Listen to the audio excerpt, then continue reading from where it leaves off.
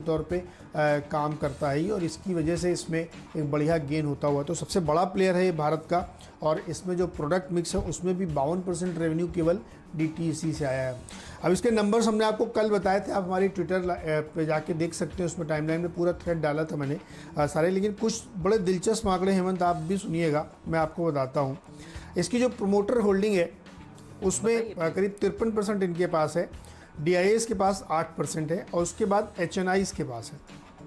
इनकी जो promoter company उसका नाम है अंशुल स्पेशलिटी, और वो 42% डायरेक्टली एक्सेल में होल्ड करती है, one of the promoter company है, और वो 7% टेनफैक में होल्ड करती है, जिसका हम लोग कई बार बता चुके हैं कि टेनफैक जो एक बिरला ग्रुप की केमिकल कंपनी है, और 42% ये ट्रांसपैक में होल्ड करती है। यानी जो इसकी जो प्रोमोटर ग्रुप कंपनी है उसकी क्रॉस होल्डिंग दूसरी बड़ी कंपनियों में भी है। तो ये याद रखिएगा कि केमिकल का जायंट कंपनी है ये, और बहुत पुरानी 75-80 साल पुरानी कंपनी है ये।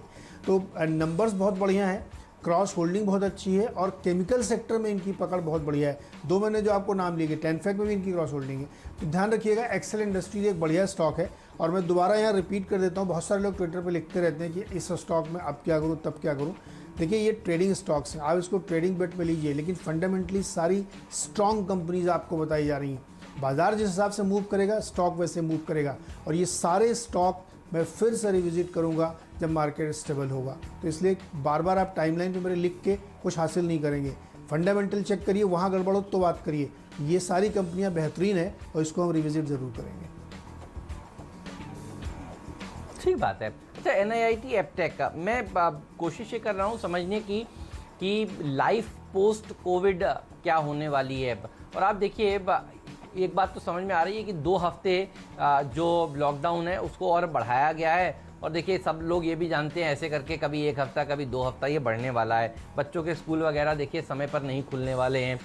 ये साल देखिए लगभग सबका ढीला रहेगा, सबको IT का सहारा लेना पड़ेगा एजुकेशन के लिए। तो IT एजुकेशन वाली कंपनियां फोकस में रहेंगी। साल के अंत में आप देखेंगे कि ये कंपनियों ने किस तरह का प्रदर्शन दिखा देंगी। तो मुझे लगता है अभी भी यहाँ पर ट्रेडिंग की अपॉर्चुनिटी ढूंढनी चाहिए। अच्छा, आज NIIT टेक्नोलॉजीज़ के भी नतीजे हैं, वो अगर अच्छे आते हैं तो फिर NIIT भी एक रब ऑफ इफेक्ट के चलते, सेम प्रमोटर ग्रुप की कंपनी के चलते अच्छा प्रदर्शन दिखाएगा।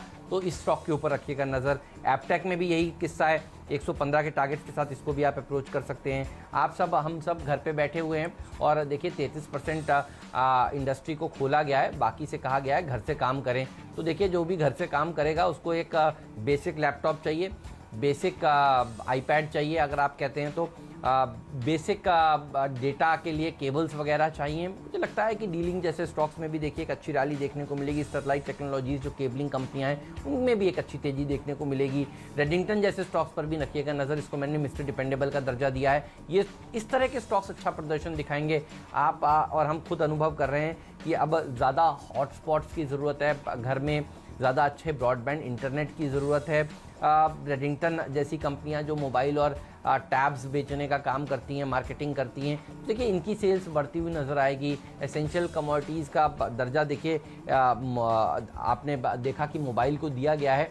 मुझे लगता है इस तरह के तमाम स्टॉक्स अच्छा प्रदर्शन दिखाएंगे, तो इनके ऊपर आपकी नज़र होनी चाहिए। और लॉकडाउन के जैसे जैसे ढील अगर दी जाती है, देखिए इस समय हम लॉकडाउन के ढील वाले फेज़ में हैं। तो ढील में आपने देखा कल लोगों ने लाइन लगाकर शराब की दुकानों के बाहर शराब खरीदी, बहुत गलत किया आप। और आप देखिए उसकी वजह से अब कई जगह तो देखिए उनको बंद भी करना पड़ा कल के दिन, और सोशल डिस्टेंसिंग का नियम फॉलो नहीं करेंगे तो दिक्कत होगी। ढील में लोग और क्या क्या खरीदेंगे वो आपको सोचना चाहिए। तो ढील में लोग अपनी ज़रूरत का सामान खरीदेंगे, और मुझे लगता है इसीलिए ये वो एक और सेक्टर है जिसको लाभ मिलेगा। इसके ऊपर भी आपकी नज़र होनी चाहिए। तो डिपेंडेबल खिलाड़ी भी आपने जान लिया। नीरज, मैंने आपको 6 के 6 शेयर अपने बता दिए हैं, आप बताइए अगले खिलाड़ी आपके। अगला खिलाड़ी मेरा दीपक फर्टिलाइज़र है, और इसको भी इसलिए चुना है क्योंकि आइसो प्रोफाइल जो बनाते हैं उसकी कीमतें अचानक बहुत तेज़ी से कल के सेशन में बढ़ी हैं, तो उसकी वजह से इसको फ़ायदा होगा क्योंकि ये एक सोल प्रोड्यूसर है, तो यहाँ पे खरीदारी की जा सकती है। इसके अलावा मन्नापुरम फाइनेंस और मुथूट फाइनेंस में खरीदारी करिए। कल ये स्टॉक की अच्छी खासी पिटाई हुई, 8-8, 10-10% गिरे थे, और मुझे लगता है वहाँ से भी एक बाउंस आता हुआ आपको दिखेगा यहाँ पे। और कल गोल्ड पे भी एक बड़ा अच्छा डेवलपमेंट था कि अप्रैल के महीने में सिर्फ 60 किलो गोल्ड इंपोर्ट हुआ, 99.5% की गिरावट दर्ज की गई है। यानी सप्लाई थोड़ी कंस्ट्रेंट होती हुई दिखेगी। तो हमें लगता है कि इनमें जो ओवरसोल्ड पोजीशन बनी है वहाँ से बाउंस बैक आता हुआ दिखेगा, काफ़ी गिरे हैं ये। इसके साथ ही एफएल इंडिया और इंडिया मार्ट डिपेंडेबल है मेरा, ये दोनों जो न्यू इकॉनमी के स्टॉक्स हैं उनको इसलिए शामिल किया कि अभी आप मिड कैप आईटी की बात कर रहे थे और मैं इन स्टॉक्स को लगातार बहुत बार हम लोगों ने इसको रिकमेंड किया है। तो मुझे लगता है कि ये फिर से गिर के नए अट्रैक्टिव लेवल पे हैं। एफएल इंडिया 1385 में और इंडिया मार्ट 2265 में। इंडिया मार्ट में ज़्यादा करेक्शन नहीं आया लेकिन एफएल इंडिया में करेक्शन आया है। मुझे लगता है इसको फिर से खरीदना चाहिए क्योंकि ये जो स्टॉक्स हैं, ये जो नए तरीके के बिजनेसेस हैं, यहाँ पे लोगों को ज़्यादा इंटरेस्ट है। तो ये स्टॉक फिर से बाउंस बैक करते हुए दिखेंगे। रडार से हट जाते हैं इसलिए आपको याद दिला रहा हूँ। एफएल इंडिया खरीदारी करके चले और इंडिया मार्ट डिपेंडेबल शेयर है, यहाँ पे भी खरीदारी करनी चाहिए। ठीक बात है, ब्रेक ले लेते हैं यहाँ पर। कहीं मत जाइए, बने रहिए CNBC आवाज़ के साथ। और ब्रेक पर जाते जाते SGX निफ्टी पर रखिएगा नज़र। 9400 को हम अप्रोच करने जा रहे हैं। तो कल हमने देखा है कि ज़बरदस्त प्रॉफिट बुकिंग देखने को मिली और आज मार्केट बाउंस बैक करने के लिए तैयार है।